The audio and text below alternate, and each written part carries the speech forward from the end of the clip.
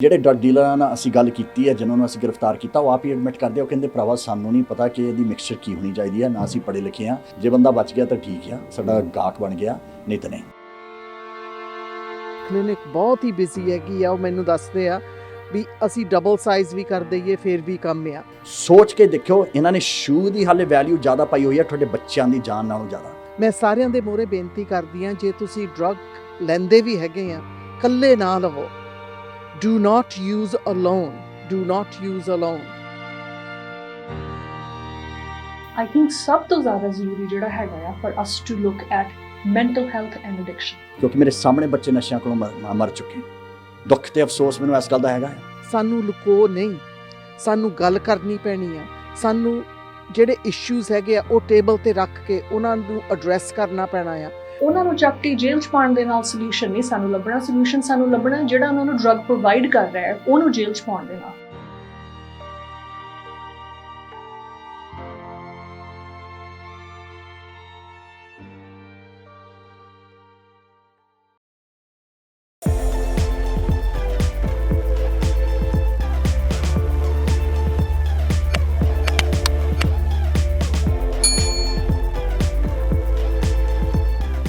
British Columbia ਵਿੱਚ ਲੰਘੇ ਜੂਨ ਮਹੀਨੇ ਨਸ਼ੇ ਦੀ ਓਵਰਡੋਜ਼ ਕਾਰਨ 175 ਰਿਕਾਰਡ ਮੌਤਾਂ ਹੋਈਆਂ, ਜਦੋਂ ਕਿ ਮਈ ਮਹੀਨੇ ਵਿੱਚ ਇਹ ਗਿਣਤੀ 171 ਸੀ।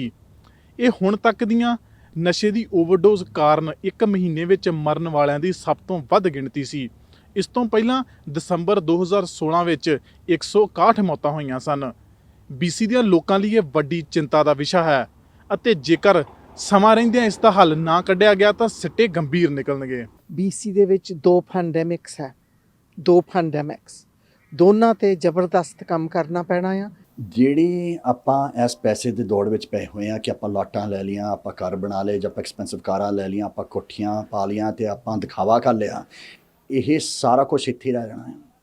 ਹੁਣ ਬਥੇਰੇ ਮਾਪੇ ਆ ਜਿਹੜੇ ਮੈਨੂੰ ਫੋਨ ਕਰਦੇ ਆ ਤੇ ਕਹਿੰਦੇ ਭਾਜੀ ਅਸੀਂ ਮਕਾਨ ਵੀ ਬਣਾ ਲਏ, ਗੱਡੀਆਂ ਵੀ ਲੈ ਲਈਆਂ, ਪਰ ਸਾਡੇ ਬੱਚੇ ਸਾਡੇ ਹੱਥ ਨਹੀਂ ਰਹੇ ਤੇ ਤੁਸੀਂ ਹੁਣ ਸਾਡੀ ਹੈਲਪ ਕਰੋ। ਹੁਣ ਮੈਂ ਕੀ ਤੁਹਾਡੀ ਹੈਲਪ ਕਰਨੀ ਆ? ਜੇਕਰ ਸੂਬੇ ਬ੍ਰਿਟਿਸ਼ ਕੋਲੰਬੀਆ ਦੀ ਗੱਲ ਕਰੀਏ ਤਾਂ ਉਨੀਆਂ ਮੌਤਾਂ ਕਰੋਨਾ ਵਾਇਰਸ ਨਾਲ ਨਹੀਂ ਹੋਈਆਂ ਜਿੰਨੀਆਂ ਹੁਣ ਤੱਕ ਨਸ਼ੇ ਦੀ ਓਵਰਡੋਜ਼ ਕਾਰਨ ਹੋ ਚੁੱਕੀਆਂ ਹਨ। ਪਿਛਲੇ 4 ਮਹੀਨੇ ਭਾਵ ਜਦੋਂ ਦਾ ਕਰੋਨਾ ਵਾਇਰਸ ਸ਼ੁਰੂ ਹੋਇਆ ਉਦੋਂ ਦੀ ਓਵਰਡੋਜ਼ ਕਾਰਨ ਮਰਨ ਵਾਲਿਆਂ ਦੀ ਗਿਣਤੀ 100 ਤੋਂ ਉੱਪਰ ਹੀ ਚੱਲਦੀ ਆ ਰਹੀ ਹੈ। ਇਹਨਾਂ ਮਰਨ ਵਾਲਿਆਂ ਵਿੱਚ ਬਹੁਤ ਸਾਰੇ ਪੰਜਾਬੀ ਵੀ ਸ਼ਾਮਲ ਨੇ ਤੇ ਉਹ ਵੀ ਛੋਟੀ ਉਮਰ ਦੇ। ਓਪੀਓਇਡ ਕ੍ਰਾਈਸਿਸ ਜਿਹੜੀ ਸਾਡੇ BC ਵਿੱਚ ਤੇ ਕੈਨੇਡਾ ਵਿੱਚ ਹੈਗੀ ਆ, ਬਹੁਤ ਹੀ ਸੀਰੀਅਸ ਕ੍ਰਾਈਸਿਸ ਹੈਗੀ ਆ। ਮੈਂ ਵੀ ਮਾਂ ਆ, ਮੈਂ ਵੀ ਨਾਨੀ ਆ, ਪੜਨਾਨੀ ਵੀ ਆ ਤੇ ਬਹੁਤ ਡਰ ਲੱਗਦਾ ਆ। 2015 ਤੋਂ 2018 ਤੱਕ ਸਾਡੇ ਫਰੇਜ਼ਰ ਵੈਲੀ ਦੇ ਵਿੱਚ ਹੀ 255% ਗਰੋਥ ਰੇਟ ਸੀਗਾ ਓਪੀਓਇਡ ਡੈਥਸ ਦੇ ਵਿੱਚ ਆਪਣੇ ਸਾਊਥ ਏਸ਼ੀਅਨ ਕਮਿਊਨਿਟੀ ਵਿੱਚ, ਜਦੋਂ ਆਮ ਕਮਿਊਨਿਟੀ ਦੇ ਵਿੱਚ 138 ਸੀਗਾ। I think ਸਭ ਤੋਂ ਜ਼ਿਆਦਾ ਜ਼ਰੂਰੀ ਜਿਹੜਾ ਹੈਗਾ ਆ for us to look at mental health and addiction.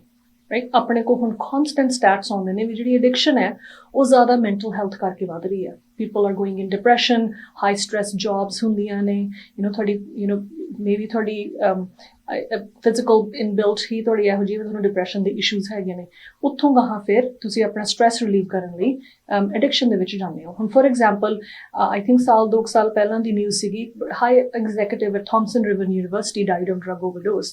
So it's real people, it's not ਆਪਾਂ ਇਹ ਨਹੀਂ ਕਹਿ ਸਕਦੇ ਵੀ ਜੀ ਹੋਮਲੈਸ ਨੇ, ਕਿਤੇ ਜਾਣ ਨੂੰ ਹੈ ਨਹੀਂ, ਡਰੱਗਸ ਖਾ ਲੈਂਦੇ ਨੇ, ਜਾਂ someone whose poor is getting into drugs. ਪੜ੍ਹੇ ਲਿਖੇ successful people are getting into drugs as well. So definitely mental health is an issue. ਸੂਬੇ ਦੇ ਸਰੀ ਸ਼ਹਿਰ ਦੇ ਲੋਕਾਂ ਨੇ ਤਾਂ ਡਰੱਗ ਅਤੇ ਗੈਂਗ ਹਿੰਸਾ ਦੇ ਮਸਲੇ ਉੱਤੇ ਪਹਿਲਾਂ ਹੀ ਬਹੁਤ ਸੰਤਾਪ ਝੱਲਿਆ ਹੋਇਆ, ਜਿਨ੍ਹਾਂ ਵਿੱਚੋਂ ਕਈਆਂ ਦੇ ਆਪਣੇ ਬੱਚੇ ਵੀ ਇਹਨਾਂ ਮਾੜਿਆਂ ਕੰਮਾਂ ਵਿੱਚ ਪੈ ਕੇ ਜੋਬਨ ਉਮਰੇ ਹੀ ਆਪਣੇ ਪਰਿਵਾਰ ਨੂੰ ਡਾਢੇ ਦੁੱਖ ਦੇ ਗਏ। ਜਿਹੜੀ ਸਮੱਸਿਆ ਹੁਣ ਪਾਣੀ ਸਿਰ ਦੇ ਉੱਤੇ ਲੰਘ ਗਿਆ। ਇਸ ਕਰਕੇ ਲੰਘ ਗਿਆ ਕਿਉਂਕਿ ਹੁਣ ਪਿਛਲੇ ਸਮਿਆਂ ਦੇ ਵਿੱਚ ਜਦ ਕੋਕੇਨ ਜਿਹੜਾ ਡਰੱਗ ਆ ਜਾਂ ਹੈਰੋਇਨ, ਇਹ ਜਦ ਕੋਲੰਬੀਆ ਜਾਂ ਹੋਰ ਜਗ੍ਹਾ ਤੋਂ ਆਉਂਦੀ ਸੀ, ਵਾਸ ਪਿਓਰ, ਉਹਦੇ ਵਿੱਚ ਕੁਝ ਮਿਕਸ ਨਹੀਂ ਕੀਤਾ ਜਾਂਦਾ ਸੀ। ਅਤੇ ਤਾਂ ਕਰਕੇ ਤੁਸੀਂ ਜੇ ਪਾਸਟ ਸਟੈਟਿਸਟਿਕਸ ਨਾਲ ਤੁਸੀਂ ਕੰਪੇਅਰ ਕਰਕੇ ਦੇਖਦੇ ਆ ਤਾਂ ਜਿਹੜੀਆਂ ਮੌਤਾਂ ਹੁੰਦੀਆਂ ਸੀ ਓਵਰਡੋਜ਼ ਤੋਂ ਬਹੁਤ ਘੱਟ ਸੀ।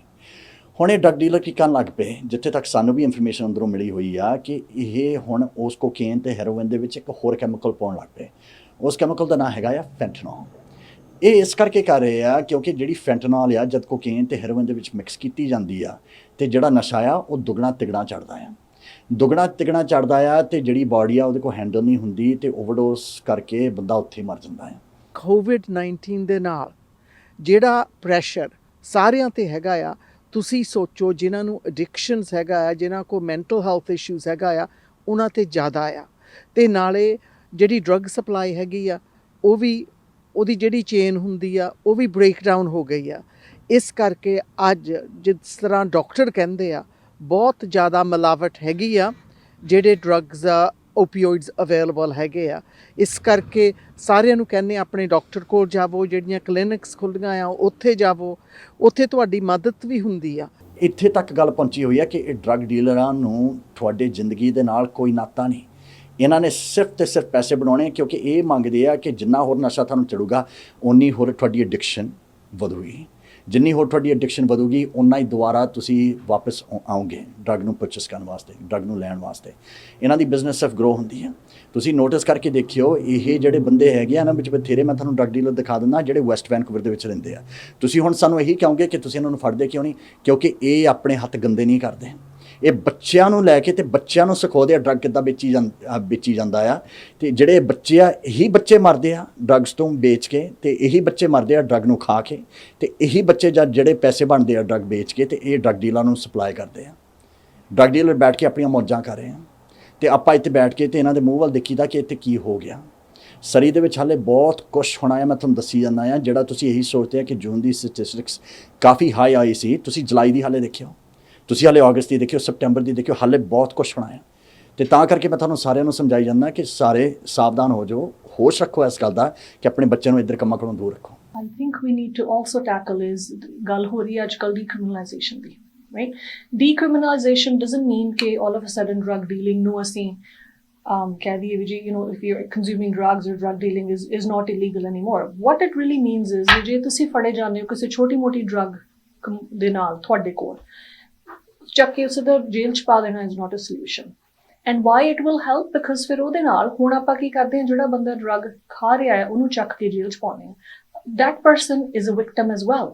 That person is not the problem. The problem is the drug dealer. So ਜੇ ਉਹਨਾਂ ਨੂੰ ਚੱਕ ਕੇ ਜੇਲ੍ਹ 'ਚ ਪਾਉਣ ਦੇ ਨਾਲ ਸੋਲਿਊਸ਼ਨ ਨਹੀਂ ਸਾਨੂੰ ਲੱਭਣਾ, ਸੋਲਿਊਸ਼ਨ ਸਾਨੂੰ ਲੱਭਣਾ ਜਿਹੜਾ ਉਹਨਾਂ ਨੂੰ ਡਰੱਗ ਪ੍ਰੋਵਾਈਡ ਕਰ ਰਿਹਾ ਹੈ ਉਹਨੂੰ ਜੇਲ੍ਹ 'ਚ ਪਾਉਣ ਦੇ ਨਾਲ। ਤੁਸੀਂ ਦੇਖ ਲਓ ਕਿ ਇਹਨਾਂ ਨੂੰ ਚੰਗੀ ਤਰ੍ਹਾਂ ਪਤਾ ਸੀ ਕਿ ਜੇ ਅਸੀਂ ਗੇਮ ਦੇ ਵਿੱਚ ਆਏ ਕਿ ਕਿਸੇ ਨਾ ਕਿਸੇ ਦਿਨ ਇਹ ਗੋਲੀ ਸਾਡੇ ਉੱਤੇ ਵੀ ਚੱਲਣੀ ਹੈ, ਤੇ ਉਹੀ ਗੱਲ ਹੋਈ।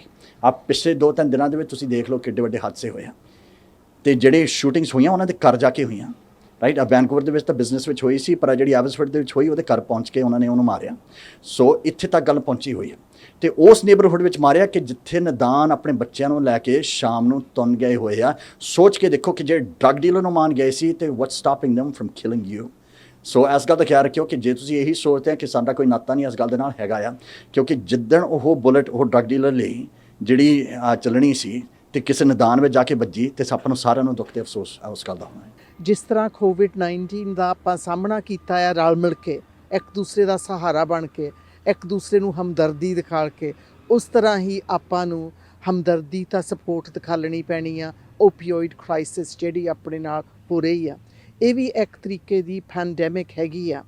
ਜਦ ਸਮਾਂ ਸੀ ਉਸ ਸਮਾਂ ਸਾਂਭਣ ਵਾਸਤੇ, ਆਪਣੇ ਬੱਚਿਆਂ ਨਾਲ ਟਾਈਮ ਸਪੈਂਡ ਕਰਨ ਵਾਸਤੇ, ਉਹਨਾਂ ਨੂੰ ਪੁੱਛਣ ਲਈ ਕਿ ਪੁੱਤ ਤੁਹਾਡਾ ਸਕੂਲ ਕਿੱਦਾਂ ਰਿਹਾ, ਜਾਂ ਉਹਨਾਂ ਦੀ ਗ੍ਰੇਡਸ ਚੈੱਕ ਕਰਨ ਵਾਸਤੇ, ਦੇਖਣ ਲਈ ਕਿ ਕਿਹੜੇ ਫਰੈਂਡਾਂ ਨਾਲ ਉਹ ਬਾਹਰ ਗਏ ਹੋਏ ਆ, ਤੁਹਾਨੂੰ ਇਸ ਗੱਲਾਂ ਦੀ ਕੋਈ ਸੁਰਤ ਬੁੱਧ ਨਹੀਂ ਸੀ। ਪਰ ਹੁਣ ਤੁਹਾਨੂੰ ਸੁਰਤ ਬੁੱਧ ਹੋਊਗੀ ਜਦ ਤੁਹਾਡਾ ਬੱਚਾ ਇਸ ਕੰਮਾਂ ਦੇ ਵਿੱਚ ਪੈ ਗਿਆ। ਹੁਣ ਤੁਹਾਨੂੰ ਸੁਰਤ ਬੁੱਧ ਹੋਊਗੀ ਤੇ ਜਦ ਬੱਚਿਆਂ ਦੀਆਂ ਲਾਸ਼ਾਂ ਸੜਕਾਂ 'ਤੇ ਪਈਆਂ ਹੋਈਆਂ ਆ ਡਰੱਗ ਓਵਰਡੋਜ਼ ਤੋਂ, ਜਾਂ ਉਹਨਾਂ ਨੂੰ ਡਰੱਗਸ ਕਰਕੇ ਮਾਰਿਆ ਗਿਆ। ਮੈਂ ਸਾਰਿਆਂ ਦੇ ਮੂਹਰੇ ਬੇਨਤੀ ਕਰਦੀ ਹਾਂ, ਜੇ ਤੁਸੀਂ ਡਰੱਗ ਲੈਂਦੇ ਵੀ ਹੈਗੇ ਆ, ਇਕੱਲੇ ਨਾ ਲਵੋ। Do not use alone, do not use alone. ਇੱਕ ਜਿਹੜੇ ਸਟਰੀਟ ਡਰੱਗਸ ਹੈਗੇ ਆ ਉਹਨਾਂ ਤੋਂ ਥੋੜ੍ਹਾ ਕੁ ਦੂਰ ਹੋਵੋ। ਕਲੀਨਿਕਸ ਹੈਗੀਆਂ, ਰੋਸ਼ਨੀ ਕਲੀਨਿਕ ਚੱਲ ਜਾਵੋ, ਆਪਣੇ ਡਾਕਟਰ ਕੋਲ ਚੱਲ ਜਾਵੋ। ਫਾਊਂਡਰੀ 24/7 ਹੈਲਪ ਹੈਗੀ ਆ, ਉੱਥੇ ਤੁਸੀਂ ਔਨਲਾਈਨ ਫੋਨ ਕਰਕੇ ਹੈਲਪ ਲੈ ਸਕਦੇ ਆ। ਸਾਰਿਆਂ ਨੂੰ ਇਹੀ ਹੱਥ ਜੋੜ ਕੇ ਬੇਨਤੀ ਹੈ, ਪਲੀਜ਼ ਇਹ ਨਾ ਸੋਚੋ ਕਿ ਜੇ ਤੁਹਾਡੇ ਬੱਚੇ ਨਹੀਂ ਡਰੱਗਸ ਤੇ ਗੈਂਗਸ ਵਿੱਚ ਪਏ ਹੋਏ ਤੇ ਤੁਹਾਡਾ ਕੋਈ ਨਾਤਾ ਨਹੀਂ ਹੋਰ ਕਿਸੇ ਬੱਚੇ ਨੂੰ ਕੱਢਣ ਵਾਸਤੇ ਜਿਹੜਾ ਪਿਆ ਹੋਇਆ ਹੈ, ਕਿਉਂਕਿ ਉਹ ਵੀ ਕਿਸੇ ਦਾ ਪੁੱਤ ਆ, ਉਹ ਵੀ ਕਿਸੇ ਦੀ ਫੈਮਿਲੀ ਆ। ਆਪਣੇ ਸਾਰਿਆਂ ਦਾ ਫਰਜ਼ ਬਣਦਾ। ਮੈਂ ਇੱਕ ਪੁਲਿਸ ਅਫਸਰ, ਮੈਂ ਆਪਣੀ ਡਿਊਟੀ ਕਰੀ ਜਾਂਦਾ, ਮੈਨੂੰ ਮੇਰੀ ਚੈੱਕ ਮਿਲੀ ਜਾਣੀ ਆ, ਉਹਦੇ ਉੱਤੋਂ ਮੇਰੇ ਵੀ 2 ਬੱਚੇ ਆ, ਮੈਨੂੰ ਵੀ ਮੇਰੀ ਫੈਮਿਲੀ ਸੋਚਦੀ ਆ। ਪਰ ਉਸ ਤੋਂ ਵੱਧ ਮੈਨੂੰ ਆਪਣਾ ਫਰਜ਼, ਮੈਂ ਆਪਣਾ ਫਰਜ਼ ਚੰਗੀ ਤਰ੍ਹਾਂ ਸਮਝਦਾ ਹਾਂ, ਤੇ ਜਿਹੜੀ ਮੇਰੀ ਜ਼ਿੰਮੇਵਾਰੀ ਆ ਕਿ ਕਮਿਊਨਿਟੀ ਦੇ ਵਿੱਚ ਪਹੁੰਚ ਕੇ ਕੁਛ ਨਾ ਕੁਛ ਮੈਂ ਕਰਾਂ, ਕਿਉਂਕਿ ਮੈਂ ਬਥੇਰਾ ਕੁਛ ਆਪਣੇ ਅੱਖੀ ਦੇਖਿਆ ਹੋਇਆ ਹੈ। ਬਥੇਰੇ ਲੋਕ ਮੈਨੂੰ ਪੁੱਛਦੇ ਆ ਕਿ ਤੈਨੂੰ ਇਹਨਾਂ ਕੁਛ ਕਰਨ ਦੀ ਕੀ ਲੋੜ ਆ, ਕਿਉਂਕਿ ਮੇਰੇ ਸਾਹਮਣੇ ਬੱਚੇ ਨਸ਼ਿਆਂ ਕੋਲੋਂ ਮਰ ਚੁੱਕੇ। ਦੁੱਖ ਤੇ ਅਫਸੋਸ ਮੈਨੂੰ ਇਸ ਗੱਲ ਦਾ ਹੈਗਾ ਆ। ਜਦ ਤੁਹਾਡੇ ਉੱਤੇ ਜੇ ਇਹ ਗੱਲ ਬੀਤੂਗੀ ਤੁਹਾਨੂੰ ਵੀ ਇਸ ਗੱਲ ਦੀ ਚੰਗੀ ਤਰ੍ਹਾਂ ਸਮਝ ਆਊਗੀ। ਸੋ ਇਸ ਕਰਕੇ ਕਹਿੰਦੇ ਹੁੰਦੇ ਆ ਵੀ ਸਾਰੇ ਸਮਾਜ ਦੀ ਲੋੜ ਹੁੰਦੀ, ਸਾਰੇ ਪਿੰਡ ਦੀ ਲੋੜ ਹੁੰਦੀ ਆ ਇੱਕ ਬੱਚੇ ਦੀ ਪਰਵਰਿਸ਼ ਕਰਨ ਨੂੰ। ਇਸ ਤਰ੍ਹਾਂ ਹੀ ਜੇ ਆਪਾਂ ਓਪੀਓਇਡ ਕ੍ਰਾਈਸਿਸ ਦਾ ਸਾਹਮਣਾ ਕਰਨਾ ਆ, ਸਾਨੂੰ ਲੁਕੋ ਨਹੀਂ, ਸਾਨੂੰ ਗੱਲ ਕਰਨੀ ਪੈਣੀ ਆ। ਸਾਨੂੰ ਜਿਹੜੇ ਇਸ਼ੂਜ਼ ਹੈਗੇ ਆ ਉਹ ਟੇਬਲ ਤੇ ਰੱਖ ਕੇ ਉਹਨਾਂ ਨੂੰ ਐਡਰੈਸ ਕਰਨਾ ਪੈਣਾ ਆ, ਤੇ ਸਾਨੂੰ ਇੱਕ ਦੂਸਰੇ ਦਾ ਸਹਾਰਾ ਬਣਨਾ ਪੈਣਾ ਆ, ਤੇ ਉਹਨਾਂ ਨੂੰ ਹਮਦਰਦੀ ਦਿਖਾਲਣੀ ਪੈਣੀ ਆ ਜਿਨ੍ਹਾਂ ਪਰਿਵਾਰਾਂ ਨੂੰ ਇਹਨਾਂ ਗੱਲਾਂ ਦੇ ਵਿੱਚ ਸਾਹਮਣਾ ਕਰਨਾ ਪੈਂਦਾ ਹੈ। BC ਵਿੱਚ ਸਾਲ 2016 ਤੋਂ ਲੈ ਕੇ ਹੁਣ ਤੱਕ ਤਕਰੀਬਨ 5000 ਤੋਂ ਵੀ ਵੱਧ ਮੌਤਾਂ ਨਸ਼ੇ ਦੀ ਓਵਰਡੋਜ਼ ਕਾਰਨ ਹੋ ਚੁੱਕੀਆਂ ਨੇ ਅਤੇ ਸਮੇਂ-ਸਮੇਂ ਸਿਰ ਵੱਖੋ-ਵੱਖ ਸੰਸਥਾਵਾਂ ਤੇ ਆਰਗੇਨਾਈਜੇਸ਼ਨਸ ਵੱਲੋਂ ਕਮਿਊਨਿਟੀ ਵਿੱਚ ਜਾ ਕੇ ਲੋਕਾਂ ਨੂੰ ਇਸ ਪ੍ਰਤੀ ਜਾਗਰੂਕ ਵੀ ਕੀਤਾ ਜਾਂਦਾ। ਇੱਦਾਂ ਹੀ ਵਿਦਿਆਰਥੀਆਂ ਦੀ ਬਣੀ ਇੱਕ ਸੰਸਥਾ ਵੱਲੋਂ ਵੀ ਹਰ ਵੀਕਐਂਡ ਤੇ ਕਿਤੇ ਨਾ ਕਿਤੇ ਜਾ ਕੇ ਲੋਕਾਂ ਨੂੰ ਨਸ਼ੇ ਦੀ ਓਵਰਡੋਜ਼ ਸੰਬੰਧੀ ਸੁਚੇਤ ਰਹਿਣ ਅਤੇ ਜਾਗਰੂਕਤਾ ਦੀ ਅਪੀਲ ਵੀ ਕੀਤੀ ਜਾਂਦੀ। Students overcoming opioid use disorder and addiction ਸੋਧਾ ਨਾਮ ਦੀ ਇਹ ਪ੍ਰੋਜੈਕਟ ਅਸੀਂ ਉਦੋਂ ਸ਼ੁਰੂ ਕੀਤਾ ਜਦੋਂ ਅਸੀਂ south Asian mental health alliance ਵੱਲੋਂ ਜਿਹੜੀ ਰਿਟਰੀਟ ਵਿੱਚ ਗਏ, ਤੇ ਉੱਥੇ ਇੱਕ ਚੈਪਟਰ ਪੜ੍ਹਾਇਆ ਗਿਆ ਸੀ ਕਿ ਓਪੀਓਇਡ ਓਵਰਡੋਜ਼ ਨੂੰ ਕਿੱਦਾਂ ਰਿਸਪੌਂਡ ਤੇ ਕਿੱਦਾਂ ਪ੍ਰੀਵੈਂਟ ਕਰ ਸਕਦੇ ਹੈਗੇ ਆ। ਉਹਦੇ ਵਿੱਚ ਸਾਨੂੰ ਉੱਥੇ ਦੱਸਿਆ ਗਿਆ ਸੀਗਾ ਕਿ ਨਲੈਕਸੋਨ ਦੀ ਟ੍ਰੇਨਿੰਗ ਜਿਹੜੀ ਆਪਾਂ ਆਪ ਲੈ ਕੇ ਆਪਾਂ ਕਿੱਦਾਂ ਕਿਸੇ ਦੀ ਜਾਨ ਬਚਾ ਸਕਦੇ। ਸੋ ਉਦੋਂ ਇੱਕ ਅਸੀਂ ਵਿਜ਼ਨ ਸੈੱਟ ਕੀਤੀ ਸੀਗੀ ਕਿ ਇੱਦਾਂ ਜੇ ਅਸੀਂ ਆਪਣੀ ਕਮਿਊਨਿਟੀ ਮੈਂਬਰਸ ਨੂੰ ਇਹ ਚੀਜ਼ ਦੱਸੀਏ, ਆਪਣੇ ਭਾਈਚਾਰੇ ਨੂੰ, ਤੇ ਇਹਦੇ ਨਾਲ ਜਿਹੜੀਆਂ ਓਵਰਡੋਜ਼ ਦੇ ਕਰਕੇ ਮੌਤਾਂ ਹੋ ਰਹੀਆਂ ਹਨ ਉਹਦੇ ਵਿੱਚ ਆਪਾਂ ਲੋਕਾਂ ਦੀ ਜਾਨ ਬਚਾ ਸਕਦੇ ਹੈਗੇ ਆ। ਸੋ ਇਸੇ ਵਿਜ਼ਨ ਨੂੰ ਲੈ ਕੇ ਲਾਸਟ ਈਅਰ ਸਪਟੈਂਬਰ ਦੇ ਵਿੱਚ ਇਹ ਪ੍ਰੋਜੈਕਟ ਸ਼ੁਰੂ ਕੀਤਾ ਗਿਆ ਸੀ, ਤੇ ਅਸੀਂ ਵੱਖਰੇ ਗੁਰਦੁਆਰੇ, ਮੰਦਿਰ ਅਤੇ ਸਰੀ ਦੇ ਪਾਰਕਸ ਤੇ ਹੁਣ ਈਵਨ ਐਬਸਪੋਰਟ ਦੇ ਵਿੱਚ ਵੀ ਅਸੀਂ ਇੱਦਾਂ ਦੇ ਬੂਥ ਲਾਉਂਦੇ ਹੈਗੇ ਜਿਹਦੇ ਵਿੱਚ ਅਸੀਂ ਲੋਕਾਂ ਨੂੰ ਓਪੀਓਇਡ ਓਵਰਡੋਜ਼ ਬਾਰੇ ਜਾਣੂ ਕਰਾਉਂਦੇ ਹਾਂ। ਪਿਛਲੇ ਹਫਤੇ ਅਸੀਂ 3 ਬੂਥ ਲਾਏ ਗੁਰਦੁਆਰਾ ਸਾਹਿਬ ਦਸ਼ਮੇਸ਼ ਦਰਬਾਰ, ਟਮਾਨਵਸ ਪਾਰਕ ਅਤੇ ਗੁਰੂ ਨਾਨਕ ਸਿੱਖ ਗੁਰਦੁਆਰਾ, ਤੇ ਅਸੀਂ ਤਕਰੀਬਨ 130 ਲੋਕਾਂ ਤੱਕ ਪਹੁੰਚ ਕੀਤੀ। ਉਹਨਾਂ ਨੂੰ ਓਪੀਓਇਡ ਓਵਰਡੋਜ਼ ਦੇ ਜੋ ਲੱਛਣ ਨੇ ਉਹਨਾਂ ਬਾਰੇ ਦੱਸਿਆ ਅਤੇ ਓਵਰਡੋਜ਼ ਦਾ ਅਸੀਂ ਇਲਾਜ ਕਿਵੇਂ ਕਰ ਸਕਦੇ ਹਾਂ, ਹੱਲ ਕਿਵੇਂ ਕਰ ਸਕਦੇ ਹਾਂ, ਉਹਦੇ ਬਾਰੇ ਵੀ ਦੱਸਿਆ। ਸੋ ਲੱਛਣ ਜਿਵੇਂ ਕਿ ਲੋਕ ਸਾਹ ਹੌਲੀ ਲੈਂਦੇ ਨੇ, ਘਰਾੜਿਆਂ ਦੀ ਆਵਾਜ਼ ਆਉਂਦੀ ਹੈ, ਉਹਨਾਂ ਦੀ ਜਿਹੜੀ ਚਮੜੀ ਹੈ ਉਹ ਨੀਲੀ ਹੋ ਜਾਂਦੀ ਹੈ, ਇਹੋ ਜਿਹੇ ਲੱਛਣ ਬਾਰੇ ਦੱਸਿਆ। ਤੇ ਉਸ ਤੋਂ ਬਾਅਦ CPR ਬਾਰੇ ਦੱਸਿਆ, ਤੇ ਜਿਹੜੀ ਨਲੌਕਸੋਨ ਕਿੱਟ ਹੈ ਉਸ ਦੀ ਕਿਵੇਂ ਵਰਤੋਂ ਕੀਤੀ ਜਾਂਦੀ ਹੈ ਉਹਦੇ ਬਾਰੇ ਵੀ ਸੰਗਤਾਂ ਨੂੰ ਦੱਸਿਆ। ਅਸੀਂ ਆਲਮੋਸਟ 20 ਦੇ ਕਰੀਬ ਬੂਥ ਇੱਦਾਂ ਦੇ ਲਾ ਚੁੱਕੇ ਹੈਗੇ ਆ, ਪਿਛਲੇ ਸਾਲ ਦੇ ਤੇ ਹੁਣ ਵਾਲੇ ਸਾਲ ਦੇ ਮਿਲਾ ਕੇ। ਸੋ ਹਰ ਇੱਕ ਬੂਥ ਤੇ ਐਵਰੇਜ 30-40 ਲੋਕ ਸਾਡੇ ਤੱਕ ਅਪਰੋਚ ਕਰਦੇ ਹੈਗੇ ਆ, ਤੇ ਸਾਡੀ ਕੋਸ਼ਿਸ਼ ਹੁੰਦੀ ਹੈ ਕਿ ਵੱਧ ਤੋਂ ਵੱਧ ਸੰਗਤ ਨੂੰ ਅਸੀਂ ਦੱਸ ਸਕੀਏ ਕਿ ਓਪੀਓਇਡ ਓਵਰਡੋਜ਼ ਦੇ ਲੱਛਣ ਕੀ ਹੈਗੇ ਆ, ਤੇ ਜੇ ਕਿਤੇ ਕੋਈ ਓਵਰਡੋਜ਼ ਹੁੰਦਾ ਪਿਆ ਵਾ ਤੇ ਉਹਦੀ ਜਾਨ ਕਿੱਦਾਂ ਬਚਾਉਣੀ ਹੈਗੀ ਆ। ਜੋ ਅੱਜ ਬੀਜਾਂਗੇ ਉਹੀ ਕੱਲ ਨੂੰ ਵੱਢਣਾ ਪਊ। ਜੇ ਅੱਜ ਬੱਚਿਆਂ ਨਾਲ ਸਮਾਂ ਨਾ ਬਿਤਾਇਆ ਤਾਂ ਕੱਲ ਨੂੰ ਉਹਨਾਂ ਨੇ ਵੀ ਸਾਡੇ ਨਾਲ ਸਮਾਂ ਨਹੀਂ ਬਿਤਾਉਣਾ। ਸਾਰੇ ਪੰਜਾਬੀਆਂ ਲਈ ਇਹ ਗੱਲ ਜਾਣਨੀ ਬਹੁਤ ਜ਼ਰੂਰੀ ਹੈ ਕਿ ਆਪਾਂ ਆਪਣੇ ਬੱਚਿਆਂ ਦੀਆਂ ਮੁੱਢਲੀਆਂ ਲੋੜਾਂ ਦੇ ਪੂਰੀਆਂ ਕਰ ਦਿੰਦੇ ਹਾਂ, ਪਰ ਜਿਸ ਚੀਜ਼ ਦੀ ਉਹਨਾਂ ਦੀ ਰੂਹ ਨੂੰ ਸਖਤ ਜ਼ਰੂਰਤ ਹੁੰਦੀ ਹੈ ਉਹ ਹੁੰਦਾ ਉਹਨਾਂ ਨਾਲ ਸਮਾਂ ਬਿਤਾਉਣਾ ਤੇ ਉਹਨਾਂ ਨੂੰ ਚੰਗੇ ਗੁਰ ਸਿਖਾਉਣਾ।